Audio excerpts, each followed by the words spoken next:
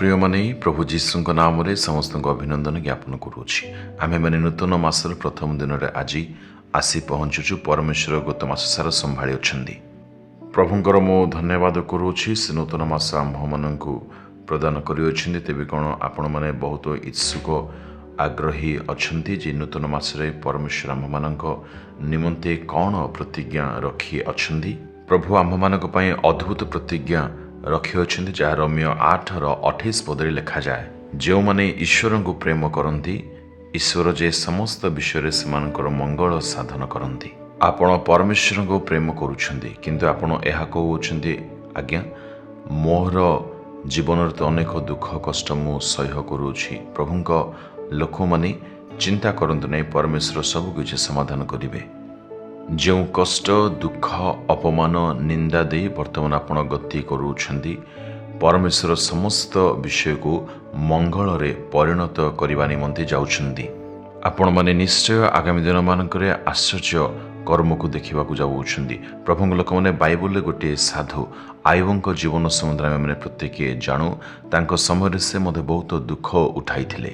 ତାଙ୍କୁ ଅନେକ କଷ୍ଟ ସହ୍ୟ କରିବାକୁ ପଡ଼ିଲା।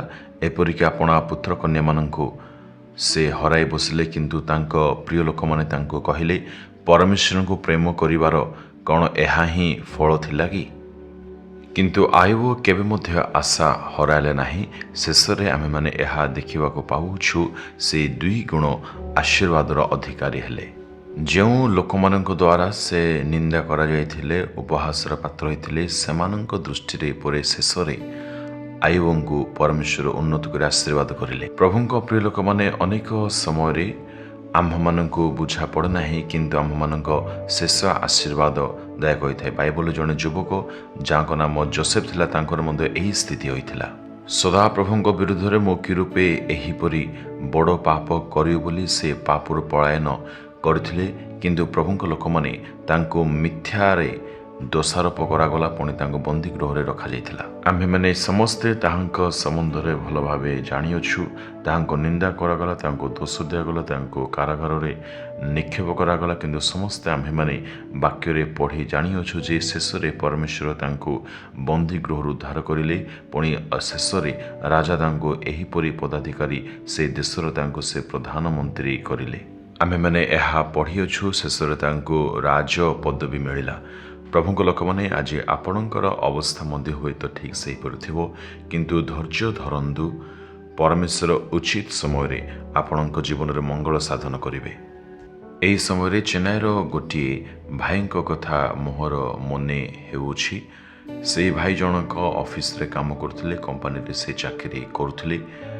ପ୍ରମୋସନର ସମୟ ଯେତେବେଳେ ଉପସ୍ଥିତ ହେଲା, ସମସ୍ତଙ୍କୁ ପଦୋନ୍ନତି ମିଳିଲା, କିନ୍ତୁ ସେ ଭାଇ ଜଣକ ତାହା ପାଇପାରିଲେ ନାହିଁ।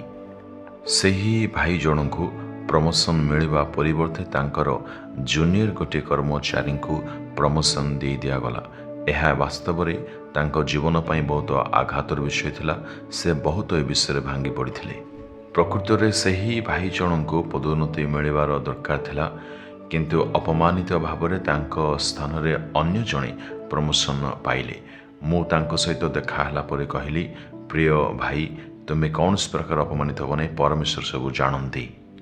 ଆପଣ ଏପରି ଚିନ୍ତା କରିପାରିବେ, ମୋହର ତ ପ୍ରମୋସନ ନିହାତି ହେବାର କଥା ଥିଲା, କିନ୍ତୁ ପ୍ରଭୁଙ୍କ ଲୋକମାନେ ଏହା ନିଶ୍ଚୟ ଜାଣି ରଖନ୍ତୁ, ସମସ୍ତ ବିଷୟରେ ପରମେଶ୍ୱର ମଙ୍ଗଳ କରନ୍ତି। ଏଣୁ ପ୍ରଭୁଙ୍କର ଧନ୍ୟବାଦ କର, ଯେହେତୁ ପରମେଶ୍ୱର ସମସ୍ତ ବିଷୟ ଆମମାନଙ୍କ ମଙ୍ଗଳ ନିମନ୍ତେ ହିଁ ସାଧନ କରିଥାନ୍ତି।